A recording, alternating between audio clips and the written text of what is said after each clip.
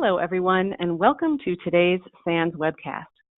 JA3 Reasons to Rethink Your Encrypted Traffic Analysis Strategies, sponsored by Awake Security. My name is Carol Auth of the SANS Institute, and I will be moderating today's webcast. Today's featured speakers are Troy Kent, threat researcher at Awake Security, and Dave Shackleford, SANS analyst, instructor, and course author. If during the webcast you have any questions for our presenters, please enter them into the questions window located on the GoToWebinar interface at any time. Please note that this webcast is being recorded, and a copy of the slides and recording of this webcast will be available for viewing later today and can be found on the SANS registration page. And with that, I'd like to hand the webcast over to Dave. Awesome. Thanks, Carol. And hey, thanks for everybody joining us today. Me being called a speaker on this webcast is pretty loose because really this is Troy's show. And I think you guys are in for a treat because he's got some really compelling and interesting research to share with you guys. And so let's go on ahead to the next slide. And what I'd like to do is just sort of introduce the topic altogether. And I think this will be pretty obvious once I hand it over to Troy here in just 1 minute and he sort of takes off with things, because what we're finding is that the nature of the network is changing, period. Right? So I think we're seeing some technological shifts just in the industry altogether, whether that's because of things like cloud computing changing things due to software-defined networking stacks, or really also some of the protocols we've come to rely on being heavily modified and changing as we speak as well. There's a myriad number of reasons as to why the sort of approaches we've taken for network security monitoring, we're seeing some things sort of, I don't want to say change completely for the negative, but we've had, I think, almost an over-reliance on certain tactics and certain techniques that are starting to show the cracks, right? Because attackers are smart about this. They know the kind of network behavior that most organizations have within their environments. They understand the types of monitoring tools and techniques that have been put in place. I mean, the typical Fortune 500 or large enterprise environment, you can almost go down a checklist of the standard types of things that are going to be in place and used fairly heavily to try to look for malicious activity and behavior. And so one of the things we've seen happening consistently over the course of the past few years, and really this has been going on for well over a decade, but it's accelerated in recent years, is the use of encryption. And so this is a really double-edged sword that most security professionals are fairly aware of now, is the fact that, hey, look, encryption is both good and bad. It's great for protecting our data, but if the attackers are also using that encryption and we don't have some introspection to that traffic, we don't have the ability to terminate or sort of visibly see what's going on in there, then we're flying blind and we're having to make some assumptions about what that traffic might consist of, whether it's malicious, where it's going, what's included in it, you name it. There's a lot of things that I think we're all left scratching our heads and asking questions about. And of course, one of the big issues is, hey, how do we deal with this? How do we accurately detect malicious traffic and perhaps profile application behaviors when we're dealing with encryption in place within the environment? And so with that, I'm going to hand things over to Troy because I think he's got some really interesting insights into newer tools and possibly some tactics that we may be able to employ to start getting a little further ahead of this problem. So Troy, take it away. All right, thanks a lot, Dave. I appreciate the introduction. And basically, everything that you're saying right there is essentially true in a lot of what we're going to be talking about today. So here's what's on the agenda. We have, why we want to use TLS fingerprinting in the first place, which is a good thing. Why are we having this conversation at all? We're going to talk about the current best method for TLS fingerprinting as of, before this conversation anyway, which appears to be JA3. We'll talk about why, unfortunately, JA3 is not an optimal solution for TLS fingerprinting. We'll talk about how the TLS fields are determined in the first place that make up TLS fingerprinting, so maybe we can better understand why JA3 is not optimal, and then also what we can do going forward to create a method that will be much more useful. So of course, first question, why TLS fingerprinting? Why are we having this conversation? Well, when we're talking about TLS fingerprinting, we're talking about using the data that's in the TLS traffic that is not obviously the encrypted content, since we can't see that. We want to use that information to potentially tell us what kind of application is the source of that traffic. You can think about how this would be useful in a security investigation. You may want to answer whether or not an application is a browser or whether it's not a browser. With the living off the land type attacks getting more common, you may want to tell whether or not the application, the source application, is a scripting engine or something like that. And of course, if you can't inspect the content to tell one of those things, then we have to go with what we have. We can also use TLS fingerprinting to tell us, what, if we have a fingerprint, what are uncommon applications for a device on our network, what are uncommon applications for our network in general, and maybe some uncommon destinations for an application. So if you think about it like this, if we have PowerShell traffic on our network that's encrypted, maybe all we usually see it going out to our Microsoft-owned domains, and then maybe some internal things. But then all of a sudden we see it go to a destination we've never seen before. That might be interesting to us.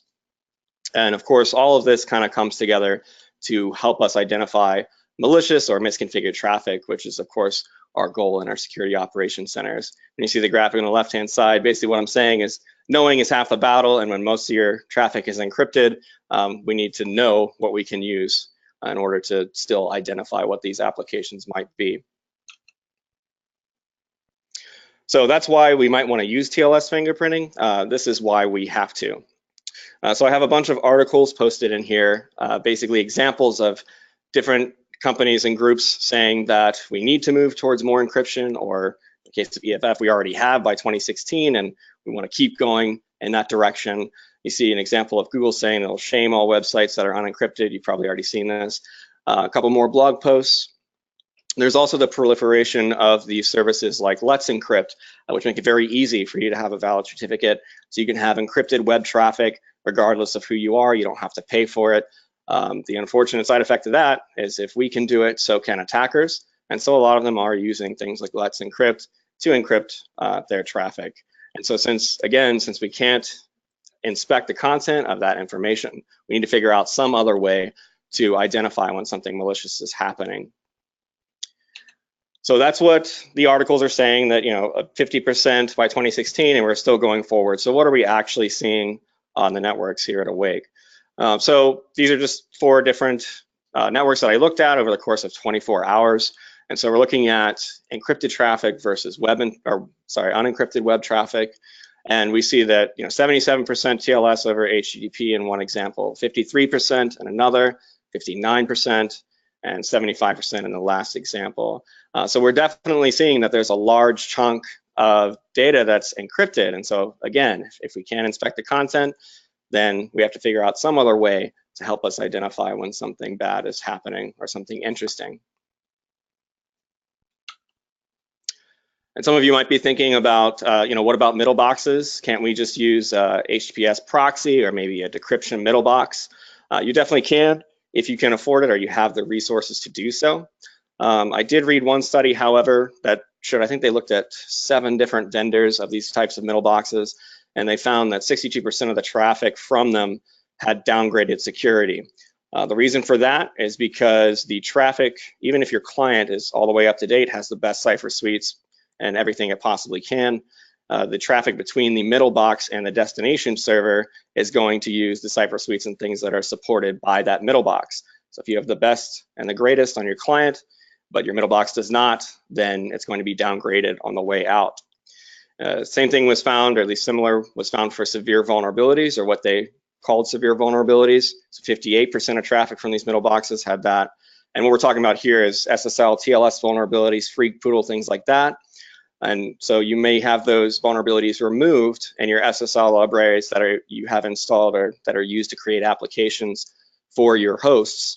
But if you don't have them fixed on your middle box, then again, that outgoing traffic is going to have those vulnerabilities.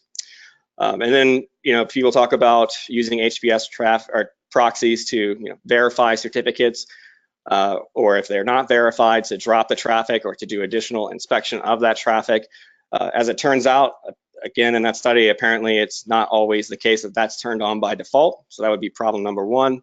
And problem number 2, again, if attackers are using things like Let's Encrypt, then that is a valid certificate, and so it's not going to be invalid and won't be dropped for that reason. So if that's the case, kind of raises the question as to why we're spending money or resources on doing this. That's assuming that you can.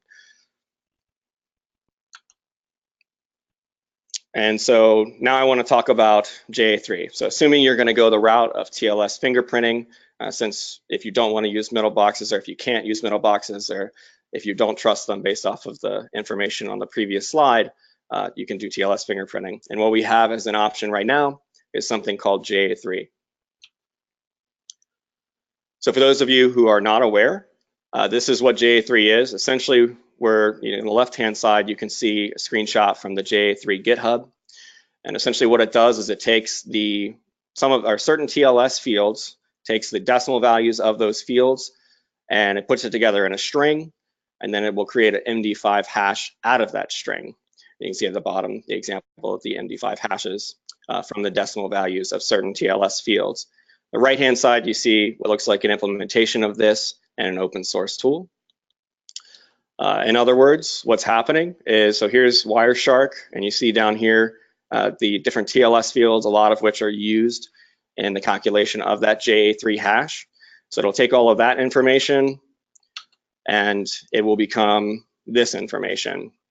And so you see all of the decimal values. This is the actual output of the Python script on the JA3 GitHub.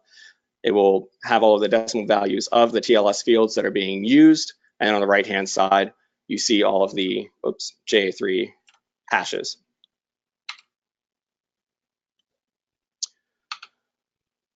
So now that we know what JA3 is, what it looks like, what's making up the JA3 hash, I want to talk about what determines those field values, what determines the extensions, what determines the extension values, the TLS versions, all of these different things. What are they actually determined by, which is then going to determine our JA3 hash. So it's important to know that there are a handful of widely used SSL libraries. For example, OpenSSL, which you might be familiar with, Boring SSL, which is used for anything that's Chromium based. So Chrome, Chromium, Opera, Electron. If you're not familiar with what Electron is, it's what Slack is based on and anything else that chooses to use Electron. And so it's important to recognize that since the TLS fields are largely determined by the SSL library used, and then also the developers using those SSL libraries, that the TLS fingerprints, regardless of whether you're using JA3 or not, are going to be very similar, if not the same, between those four different things or anything else that uses Chromium. NSS is another example of an SSL library. That's what Firefox uses. Apple Secure Transport is what Apple uses, and Secure Channel is what Windows uses. So it's important to know here that different versions add and remove different field values. So for example, if you upgrade your OpenSSL or there's some new cipher suite that comes out and that's added to an SSL library, that's going to change what the field values are. And if you think about how that hash is created, it's going to change what the hash is. Or if there's a cipher suite or some extension or value that is found to be vulnerable, then that could be removed from the next version of one of these libraries, which again is going to change those TLS field values. Another useful piece of information is that different libraries expose different field values. So in the example of Apple Secure Transport, it's notoriously not very flexible in what it allows you to access as a developer. So if you're using the Apple Secure Transport SSL library, then it's likely that your fingerprint or your TLS fingerprint is going to be very similar to other things that are using that library, which would include Safari, iTunes, anything that OS X or that is on OS X, and then anything that's developed by anyone that's also importing that library. On the flip side, Secure Channel, so what you have on a lot of Windows applications, you can change which cipher suites are used by the applications on your Windows desktop, at a network administrative level. So you could essentially change those TLS field values that we've been talking about across your entire network, which is another kind of thing to keep in mind when we're talking about fingerprinting. So based on this information, I want to tell you, what JA3 does do for us. So it does use TLS fields to attempt to identify clients, which I think is a plus and something we should focus on doing, since as Dave mentioned and as I've mentioned, if the content itself is encrypted and we can't see the content, then we want to at least use what's available to try to identify what it is that we're seeing. Another thing that it does is it creates a hash for each client that can then be shared. So the idea is that if you have some traffic, some client hellos that you take the information out of, create some JA3 hashes, say for Firefox traffic, then you can take that hash and share it with your friend at another company. And the idea is that if he sees our traffic with that JA3 hash, then what he's looking at is also Firefox traffic. So that's the idea. That's not necessarily how it works, which we'll get into later, but it does create shareable hashes. It allows you to alert yourself to when new hashes, which would presumably mean new clients, are on your network. So if you see a hash that you've never seen before, then that should be indicative of a new application being on your network that you haven't seen. Or if you see a hash on a device that you've never seen for that device, then that should be indicative of a new application. Unfortunately, that's not exactly how that works, but that is something you can keep track of and alert yourself to, so you can do additional investigation. And another thing that it does, which is important, is it excludes grease values from hash calculations. And if you're not aware, grease is something that is added in boring SSL. So anything that, chromium-based, chromium, Opera, Electron again. And it'll basically insert one of, I think, 10 or so different values, possible values, into different places in the TLS handshake. So you might see it in the cipher suites, you might see it in the extensions, the list of extensions, or even some of the extension values. And it's good that these are removed, because you can imagine that since it can add different grease values to different parts of the TLS client hello, then you'd end up with multiple JA3 hashes, for the same client, one after another. So it does remove that, and that's good. However, so this is straight from the JA3 GitHub as well. So we have the JA3 fingerprint for the standard Tor client. We have the JA3 fingerprint for the DriDex malware, and we have the JA3 fingerprint for Metasploit's interpreter. So the idea is that we can take these hashes, look for them on our network, and then they should be indicative of us seeing traffic from these things. Unfortunately, that's not the case. So for the first example, this saying that this is the fingerprint for the Tor client, even if it's the case that the Tor client has the same fingerprint across multiple operating systems, they're definitely going to have different fingerprints across multiple versions. When I run Tor in my own lab and on my personal computer, it has a different JA3 hash than this.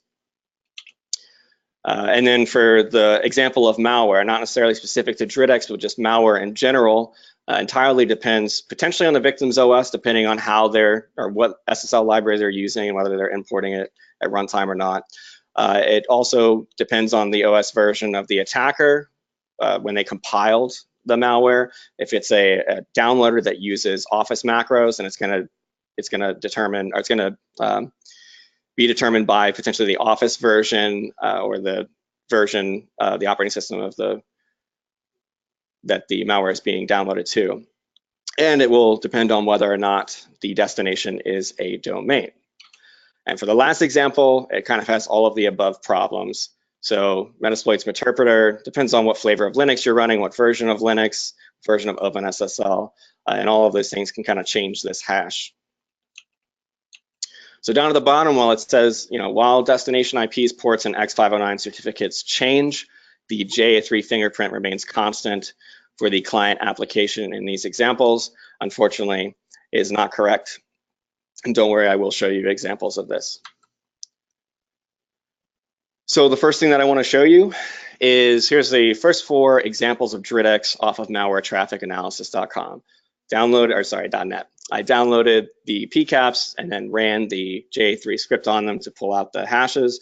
And I only did this for the post-infection traffic, which is labeled as DriDex malware. So in the first example, we see, if you look at the bottom left, you see that hash from the JA3 GitHub. So in the first example, we do see that hash.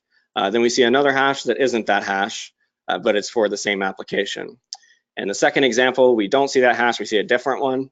In the third example, we see the same hash as the second one, but again, it's different from the example on JA3's GitHub. And then in the fourth example, we do see that hash again from the GitHub, and then we see 3 additional hashes. So just in these 4 examples, we see what 1, 2, 3, 4, 5, 6 different possible hashes for DRIDX. So this is just one example of, one basic example anyway, of how we can get different values even for the same applications. There's some more challenges that come with JA3. So for example, if you were hoping to use the hashes generated by JA3 as kind of a way to identify specific applications, if you wanted to, for instance, import some database that's already created for a number of different applications, that's probably not how it's going to work for you.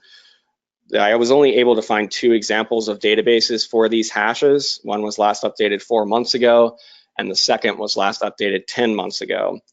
If you look on the right-hand side for that graphic, that's how many times the Safari browser was updated for Safari version 9, which is 8 times over the course of a year. It doesn't mean that that's the only time that the fingerprints changed, but certainly you would expect the fingerprints to change in those examples. And so something that is 4 months old or 10 months old is probably not going to be very accurate. And that's not specific to Safari. It's not specific to OS X. It certainly happens for Edge, certainly happens for Chrome, certainly happens for Secure Channel. And of course, this is just more signature-based detection, so it inherits any flaws that we've already been talking about as an industry for signature-based detection, including an entire lack of context.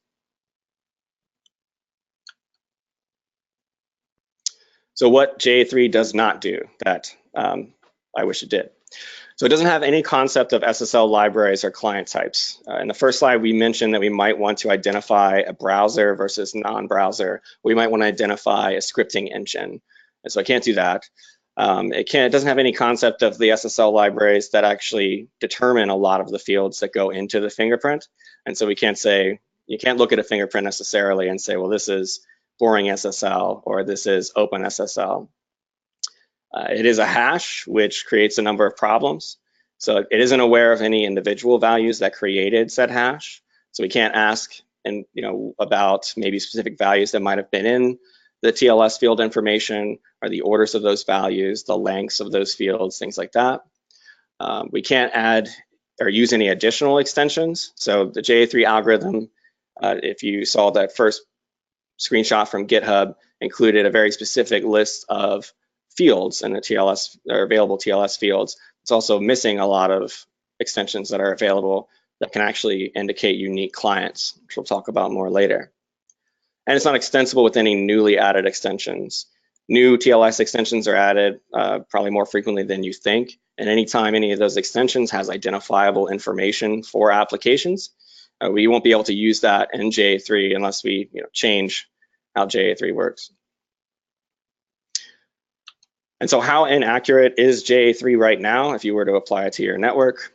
And so what I found across 7 different networks is that between 34 and 42% traffic consisted of client hellos where different JA3 hashes were advertised for the same, what was actually the same application. And so basically, you have different JA3 values, which is supposed to indicate different applications, but in reality, they were actually the same application. And on the flip side of that, we had between 33 and 76% where the same JA3 hashes were advertised for what were actually different applications. And 33 is actually on the low end. It turns out that, that was one of the 7. I think the next lowest, our next highest number, our next lowest, sorry, was 69%. So it seems to be a pretty large percentage of traffic that consists of those JA3 values. I believe the reason for that is because a lot of the traffic is sourced by the same SSL libraries. So since we're not including those additional extensions and other things we can use to identify unique applications, JA3 just thinks a lot of those are the same thing when they're not. And so if you're wondering why, these are my JA3 reasons that I give for rethinking TLS fingerprinting. So there are things called conditional extensions, or what I'm calling conditional extensions. There's a number of extensions that are out there. Here's a few of them, but there's many more. SNI, for example, ALPN, padding, channel ID. You can even read in the RFCs that this is the case, but they're conditional, depending on the conditions of what's happening with the client or what's in the client's cache and some other things will determine whether or not these extensions are present for that client hello or for that handshake. And so that's obviously, since we're hashing those values in JA3, that's going to change the hash anytime the client chooses to either use or exclude any of those. The second reason would be additional extensions, as I mentioned. So some examples, signature algorithms and token binding. You can use those to help identify unique applications. I've seen cases where the only unique identifier is one of those other extensions that are not included in JA3. And so that's another reason why we're seeing JA3 say that two things are the same that are not actually the same.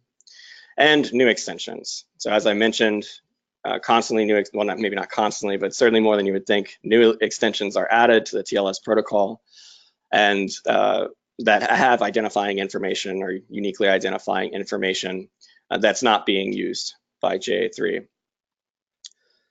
And just to give you an example of some of those new extensions, we have Next Protocol Negotiation 13172, which was added in 2015, Channel ID extension 30032 added in 2013, and the token binding extension, which is number 24, added in 2018.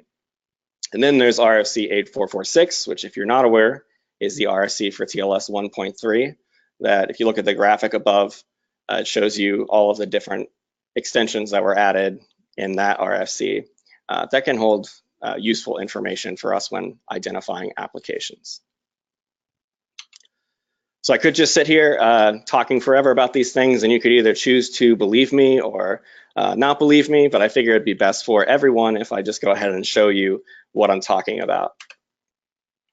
So what I'm going to show you is a few PCAPs. And Dave, can you tell me if you can definitely see this? We got you, man. All right, sounds good. Thanks. Yeah, so we have. I did this in my own lab, so I have control over which applications are doing this or not doing this, and was able to track. You know, this is definitely the same PID. This is definitely the same application, and in this case, this is Chrome. So we have 3 different client hellos, all coming from the Chrome browser, the same application. In the first example, if I click between the first client hello and the second client hello, you might notice that there is a change in the extensions that are being advertised. You may not notice which ones, but I'll go ahead and show you. So in this first example, there's no server name extension ID. There's no SNI extension. In a second example, there is an SNI extension right here. And what I found is the reason for that, at least in most common SSL libraries, is that the SNI extension is included whenever the destination is a host name, like fonts.gstatic.com, and it's excluded whenever the destination is an IP address. It's certainly possible to put whatever you want in there, but you know, using one of the most common SSL libraries, it's very likely that this is going to occur. There's also another difference here. You can see the channel ID extension is present in this first client hello, not present in the second client hello. And remember, these tiny differences are going to change the JA3 hash, since all of these values right here of the extensions that are in the client hello are going to be calculated in that hash. Then, if we look at the second and the third, we can also see that there's something different. And in this case, it is a channel ID extension again. And this is one example of some of the extensions that are cached for destination servers. That's why we see this sometimes, and sometimes we don't.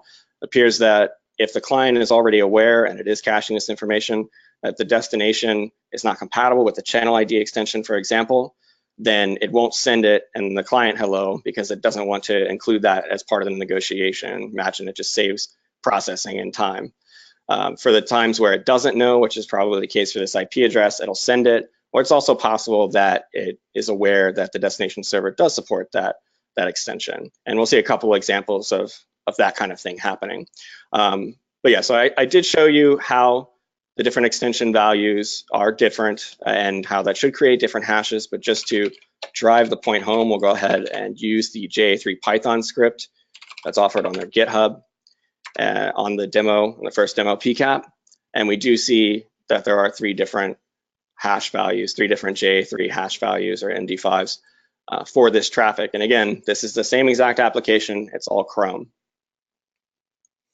Go ahead and do another one just to show you that it's not specific to Chrome. Again, we're just looking at the client hellos here. That's all this means. And in the first example, again, the destination is an IP address without a host name. And the second example, the destination is the host name www.bing.com.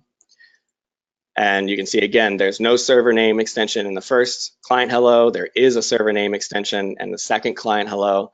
And in this example, we have a token binding extension in the first client hello that is not present in the second one. And again, token binding is very similar to channel ID. So this is another one of those cases, I believe, where the cache is coming into account. And again, they're both the same Edge browser on the same machine and within less than a second of each other. But again,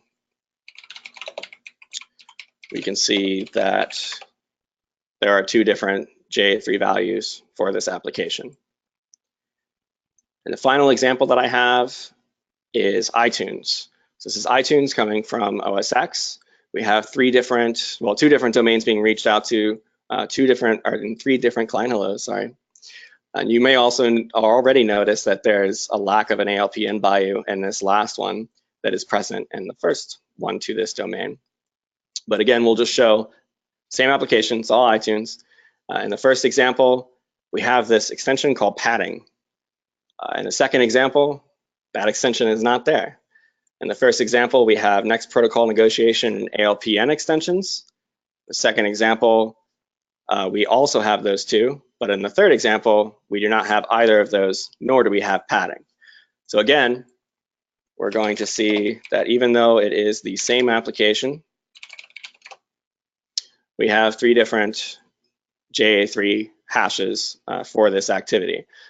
And this is just from the same application within the same second, going to only two different domains. And this ALPN phenomenon that we're seeing is again one of caching. It appears that since the client already is aware of whatever the server chose a second ago or less than a second ago, it doesn't need to negotiate that information again. In the case of padding, I'll go ahead and show you a piece from the RFC for padding to demonstrate this. We have in this one, the length of the record layer is 512, and the second and the third one, they're less than 256. And if you spend a lot of time in Wireshark or looking at Hex or what have you, 512 may seem significant to you, and I'll show you why that is in a second. We have, go ahead and play from clearance. So here we have just a snippet from the padding RFC. So you can see, if the client hello has a TLS ciphertext length between 256 and 511, since that's known to break at least one implementation of the TLS protocol, then what it can do, and you can even see it says a padding extension can be added. So that kind of plays in the whole conditional thing in order to push the length to at least 512. If you remember, that first example was exactly 512 bytes in length, and the other two were less than 256. So we saw examples in the PCAP, and we also see very clearly in the RFC that it's not always going to be added. It doesn't have to be added, but it would be added potentially in these cases where it falls between that length and for a specific reason. And so now, since I've been talking about all of these things, maybe why you can't use a middle box and just trust it out of the box, or trust that it's going to do what you think it will, or maybe you can't afford it or what have you. And why JA3, which it seems like is, until now the most reasonable solution, may not be exactly what you thought it was either. So you might be freaking out, but it's okay. I'm here to tell you to keep calm and rethink TLS fingerprints. So now I'd like to spend some time talking about, what we can do instead, what I've been doing instead, and what I find to be pretty useful. So a different approach. So what we want to do is we want to be aware of conditional extensions. So I showed you a couple of examples of those. I named a few. So we want to know what those are, what causes the conditions, so that we don't create different hashes for the same client, or don't create different fingerprints for what is actually the same application. We can use something that I'm referring to as a mapping database, which I'll explain in the next slide. We can use client TLS field behaviors in order to identify unique applications. We can use additional extension and field values that are not currently included in JA3 or new ones as they come out. We can focus on giving an answer of most confidence, which I'll explain in a bit. And we can verify data across the network and devices to make sure that what we're determining is accurate. And what I think is one of the most important things is we can move away from using a hash. So I mentioned a mapping database. So there are unique domains that are visited by specific applications that I found during my research. A lot of times this can be either upon startup or shutdown of those applications. Certainly possible that they happen, during the execution of the application itself. And it's important, we can use these domains if we see them on our network coming from a particular client with a specific TLS fingerprint to identify one of those applications. For example, if we know some domain that we've only seen Mozilla Firefox reaching out to, and then we see a new fingerprint that we're not aware of because maybe there was a version update or something like that, then that would be the first step in identifying, that it is Firefox. Of course, we wouldn't blindly just apply that every single time we saw those domains. It's always possible that somebody enters in one of those domains manually into a Chrome browser, for example. So that's why we make sure that we verify, across the network. So I mentioned client TLS field behavior. So in addition to just creating a static fingerprint out of a hash, there's actual TLS field values and orders of values, lengths, things like that we can use to identify or help identify applications. For example, secure transport seems to start with the cipher suite 00FF. That cipher suite can be seen in or by, used by other clients, other browsers, but typically it's not in the beginning, at least as far as I've seen. And I think there was a study that actually pointed that out as well. For example, Grease or extension 27, at least from what I've seen, can be used to identify boring SSL. So again, that's Chromium, Chrome, Opera, Electron, and with Slack, for example. Extension 28 seems to be specific to Firefox. Extension, or at least I guess the NSS library. Extension 21760 seems to be, or actually is a Microsoft prototype of either token binding or channel ID, I can't remember which one, but you would only see that in a Microsoft application. Browsers other than Tor, which I've seen only a few times do this, don't seem to use the heartbeat extension. So the lack of a heartbeat extension could be something on the road for us identifying whether or not something is or is not a browser. Tools like curl and wget tend to have long lists of cipher suites. I believe that's because it's using OpenSSL versus some other library that's on the operating system. Mobile clients tend to have a shorter list of cipher suites, which I think makes sense. If you imagine building your own mobile application, unless it's like a browser or something like that, you probably know which destination servers it's going to reach out to. And so if you know what those destination servers support in terms of cipher suites and extensions and things like that, then you would only have to include those. You wouldn't have to include anything else. And you could be sure that that's the type of encryption is going to be used. And there's also something that I'm referring to as proprietary or preferred libraries. So libraries that would only be used internally by a company or would at least be preferred by the company, even if it was open source. And I'll show you an example of that. So here's a Facebook application from a mobile device. In the first screenshot, we see that H2FB is in the ALPN values. We have H2, H2-FB, and HTTP 1.1. So from Googling around and looking to see what H2FB is, couldn't find any concrete information or any open source implementation of whatever that protocol is. However, based off the fact that it's a Facebook application, the server destination is a Facebook domain, and the fact that it has FB in the protocol name, it appears to be Facebook's implementation of HTTP2. And again, since it's not open source, if we do see that value or a value that ends in -FB, that might be a good indication that we're looking at something that was created by Facebook, which gives us additional context. Hey, Troy, this is Dave. Yep. I just have a quick question for you. Sure. And I was sort of thinking about it as you were talking about, sort of these variations in different protocols and cipher suites and stuff. I mean, a lot of folks are sort of concerned about the shift towards TLS version 1.3. Yeah. And I think there's a lot of reasons for that. I mean, would that break some of this? Would that change what you're describing here in terms of this method? Would that have any material impact on it? Or maybe talk about that a little bit, just since that does seem to be coming pretty fast for a lot of folks. Yeah, for sure. So you can see a little bit of TLS 1.3 on this slide, actually. And so it's pretty relevant to Fizz and Facebook and things like that. So with TLS 1.3, what I've found is that, because I actually was worried myself, if that was going to cause any issues with this kind of identification, which obviously would be a pretty big bummer.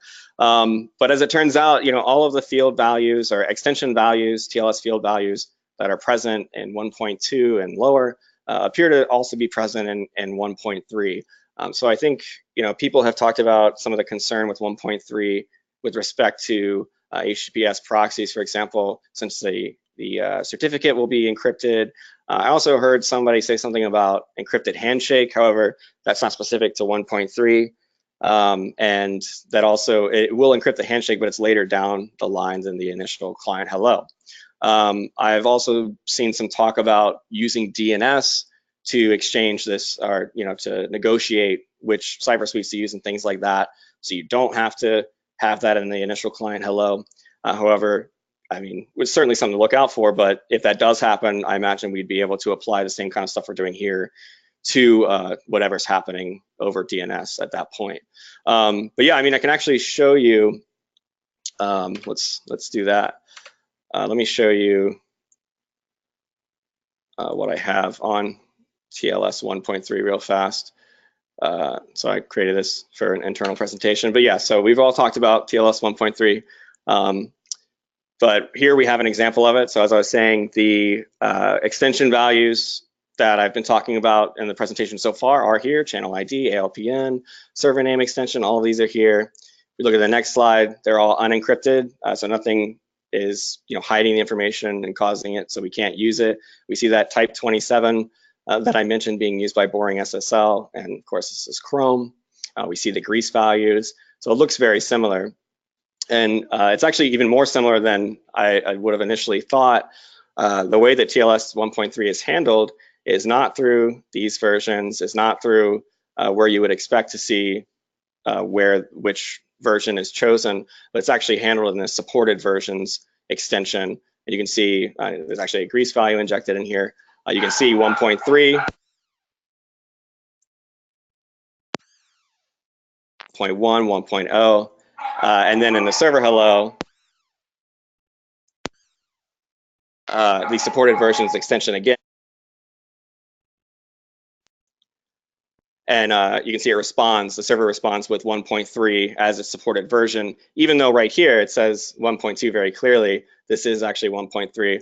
And the reason why they implemented it that way was to get around the problems that they were seeing with the middle boxes basically not being compatible with the newer versions. So now it just kind of pretends that it's 1.2 and it should forward on that information and continue the communication with 1.3. Of course, it doesn't change the fact that it has the encrypted certificates, which is something that we'll just have to deal with. But yeah, so less so than you would think, I guess, or at least less so than I thought. Got it. Thanks, Dave. So we have here actually another example of 1.3. We also have this value down here, FB1A. So this is an example of another preferred or proprietary library that we can kind of identify if we can look at the field values here. I searched around for this and found this this library, open source library called Fizz, which is an implementation of TLS 1.3. It's the TLS 1.3 library developed by Facebook. Here's some code on the right-hand side of or from this project, and you can see here we have TLS 1.0 through 1.3 as potential protocol versions. We have these versions that start with 7F, which if you look it up, what that means is if it starts with 7F, then that's a draft of 1.3. So TLS 1.3 draft 20 would be 7F14. And then if you see this extra FB, and then the first byte is FB, that is actually Facebook's implementation, or Fizz's implementation anyway, of that draft of TLS 1.3. So in the example down here that we see FB1A, that's Facebook's implementation of TLS 1.3 draft 26. So this is important information that if we're not hashing it, if we're recording this information, if we're able to query on this information, then we can use this to identify at least in the first case, if no one else uses H2FB, then we can identify that Facebook developed the app, barring some very rare, weird thing, especially if we're looking at what the server responds with and what protocol is actually chosen. I suppose it's possible you can just say you support H2FB and not support it. And then in the case of FB1A, of course, that gives us the additional context that the Fizz library was used. And so that gives us a shorter list of applications that could possibly have generated this traffic, very likely something created by Facebook, but at least we can know that Fizz was involved, at least at this point. So I talked about using additional field values. So there are additional extension values that can differentiate unique applications. ALPN is one of them. I did show you an example where it was to the same domain from the same application. ALPN value was there in one, was not there in the other one. However, in the case where the ALPN value is present and different, then that can be used to differentiate unique applications. Signature hash algorithms is another one, token binding, the handshake version and the record version rather than just one of them. And the supported versions extension, especially now with TLS 1.3 and the drafts being implemented by different clients, you can use whatever is listed there to help you identify unique applications. And I mentioned focusing on the answer of most confidence. So if we know what SSL library is used, but we don't know anything else, for example, we see Greece, so we know that Boring SSL is a library that's being used, but we weren't able to match it using any other rules, then we can just report what SSL library is used. It still adds additional context to the investigation. It still gives us an idea of a list of applications that could be involved in the traffic, which is much better than either calling it one thing and being wrong, or calling it nothing at all. If we know that it is or it isn't a browser, but we don't know which one, so I mentioned Heartbeat extension doesn't seem to be there for browsers or present in browser traffic. And so if we do see that, then maybe we can if we see other indications that it's not a browser are enough, we can say, okay, this isn't a browser. Or if we see, again, that it's Boring SSL and we know that it's not Slack or something built with Electron, but we don't know whether it's Chrome, Chromium, Opera, or even, actually I saw an article today that said that Microsoft was building their own browser based on Chromium. Maybe that will get thrown into the mix as well. But we don't know which browser it is. We can still report, hey, we have high confidence this is a browser, which again adds context to the investigation. In the cases that we do know with high confidence that a specific client, then we can say so. So for example, if we have enough indicators that something is exactly Firefox, then let's call it exactly Firefox. And of course, as I mentioned before, we want to make sure that we're verifying data across the network rather than just saying it's one thing based off of a few fields or what have you, or just because it matched the mapping database. And that way we make sure that we're not reporting incorrect information based off of like corner cases. And we can use this network across, or the data across the network or across devices to, as I mentioned in the beginning, identify interesting clients for a device, identify interesting clients for across the network, or even interesting destinations for a specific application. As I mentioned too, we can move away from using a hash, which allows us to ask more specific questions relevant to TLS fingerprinting. And that allows us also to add new extensions and rules without breaking our old identifiers. So for example, some new extension comes out that is only used by Firefox or the NSS library, but not any other browsers, we can add that identifier to help us identify Firefox without breaking how we identify other browsers. So this is, this is basically what I have for everyone today. I hope that it was eye-opening information. I hope that we can agree to move forward away from a specific hash or what have you, And I hope that in the future I might have a paper to share with you guys which gets more into the weeds. And definitely, as we're developing this, hopefully we can, as an industry, decide, that this is a better option. I know. Yeah, I've actually got another question for you, real quick, Troy. Yeah. So one of the things that you were talking about, sort of in your proposal to shift away from, these hash-based, static methods, was the use of, sort of these mapping domains. Mm-hmm. And one of the things that just sort of popped up to me, I was thinking about, what if the attackers visit those, right? So what if the attackers visit those domains on purpose, fundamentally trying to trick everybody into thinking they're benign applications? Would that throw the method that you were describing off? So, it's always possible for attackers to kind of pick up on what defenders are doing and then kind of use that against them in order to seem like benign traffic. I mean, I can already think of examples of what you're talking about. For example, when malware might reach out to google.com to do, a connection test or what have you, which is something you would not expect, or something you would normally expect to be benign, for example, or even using, Twitter or Gmail as C2 servers. Those are examples of those types of things. So I imagine that as this method is adopted, or if we're using it and attackers find out about it, they might try to do these kinds of things. Luckily for identifying or mapping applications based on domains, that's why I mentioned we need to make sure we verify the information across the network. If we see one corner case where some new TLS fingerprint that we've never seen before, some collection of different TLS fields reaching out to one of those mapping domains, but we don't see any other indication that it is that browser, or we don't see that same collection of TLS information on any other device on the network, in that case, I would definitely not want to map that to whatever application would normally be mapped to. Certainly, you could still include the information to say, hey, this would have mapped or what have you, but I definitely wouldn't say with high confidence that this is Chrome or Firefox or what have you. Yeah, got it. It's never quite as simple as you'd like it to be, right? Yeah, exactly.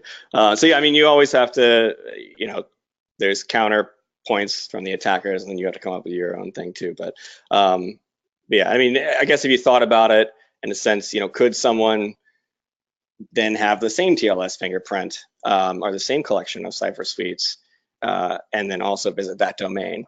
Yeah, I mean, I guess you could argue that in that case, it would be difficult to separate the two, but certainly this method isn't a silver bullet to identify all bad things, right? So, and I know, I mean, so I know we have time for some questions. Maybe if anybody had any questions from the audience. Certainly, if I don't get to any questions, feel free to reach out to me. Okay, yeah, we do have some questions ready, so I'll jump in and get started. Okay. Someone asks, how would the new indicators be shared? Yeah, so that's something that we're still talking about internally, because as I mentioned in the beginning, so something that J3 does do is it gives you that hash that you can share.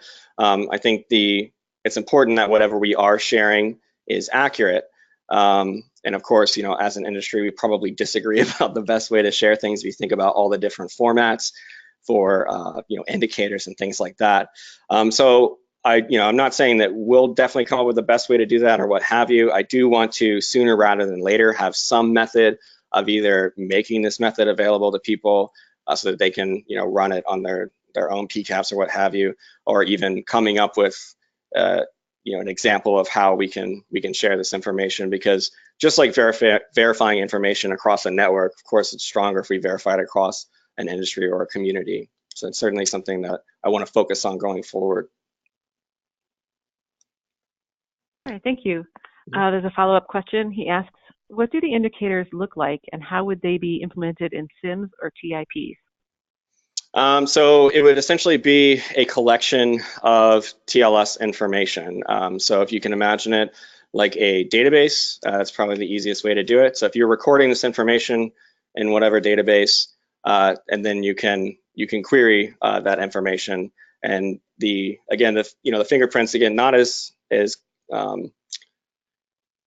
straightforward as a hash, I suppose, but certainly more accurate in what I've seen. But it would be, even if it's as simple as here are the lists of extension values and things that we know, while also making sure that we are recording information like is grease present or is extension 21760 present or things like that. So again, I mean, obviously this requires more thought going forward on how we can make sure that it's compatible across the industry. But I would imagine that's how we've been doing things internally, and I imagine that's how it'll go forward in some form like that. All right, thanks, Troy. Mm-hmm. Someone's referencing, they have a question, it looks like regarding slide 24. Wouldn't the domains used to map applications change over time?